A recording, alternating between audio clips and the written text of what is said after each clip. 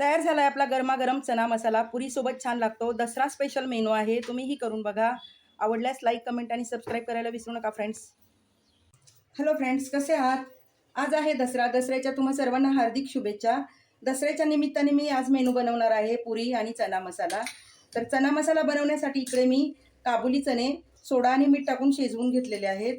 इकडे आहे कांदा खोबऱ्याचं वाटण, अख्खा कांदा आहे, आलं लसूण पेस्ट, टोमॅटो आणि कढीपत्ता. बेसिक मसाले आपल्याला लागणार आहेत. हळद, हिंग, तिखट आणि ऑइल लागेल. आता आपण बनवायला सुरुवात करूया. कढईमध्ये तेल घातलेलं आहे आणि तेल छान गरम झालेलं आहे. सगळ्यात पहिल्यांदा घालते मोहरी, जिरं आणि हिंग. फोडणीसाठी या वस्तू गरजेच्या आहेत.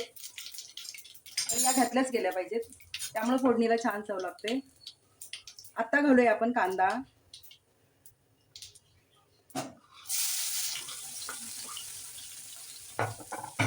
कांदा छान परतवून घेऊया. कांदा छान तळून झालेला आहे. आता घालूया हळद, टोमॅटो, कढीपत्ता, हे वाटण खोबऱ्याचं, आलं लसूण पेस्ट. हे आपण सगळं एकत्र परतून घेऊया. एक झाकण ठेवून 2 मिनिटं टोमॅटो नरम करून घेऊया. असं छान परतवून घ्यायचं, हलवत राहायचं. त्यामुळे सगळे मसाले मिक्स होतात आणि टोमॅटोही छान मऊ शिजला जातो. आता आपण झाकण काढून घेऊया. टोमॅटो नरम झालेला आहे. घालूया बटर. बटरमुळे याला आपल्या मसाल्याला खूप छान चव येते. लगेच घालते मी तिखट. तिखट तुमच्या चवीप्रमाणे घाला. गरम मसाला, धना जिरा पावडर, हे पण छान परतवून घेऊया.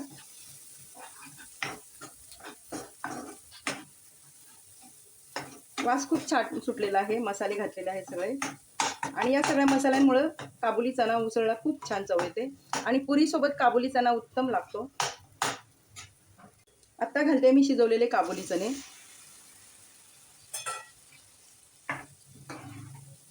छान परतवून घेऊया आणि छान उकळी काढूया. आता मी सकाळीच ही बनवते. माझ्याकडे कोथिंबीर नाही आहे, वरून कोथिंबीर घालायची. पण आता मी नंतर खाली जाईन तेव्हा कोथिंबीर आणणार आहे. तर आता कोथिंबीरीशिवाय चालवून घेते. पण चवीला खूप छान लागतं. बाकीचे मसाले घातलेले आहेत त्यामुळे चव खूप टेस्टी लागते आणि पुरीसोबत उत्तम मेनू. काबुली चना, पुरी, श्रीखंड आणि पापड, लोणचं वगैरे आपलं असतं नैवेद्याला देवा.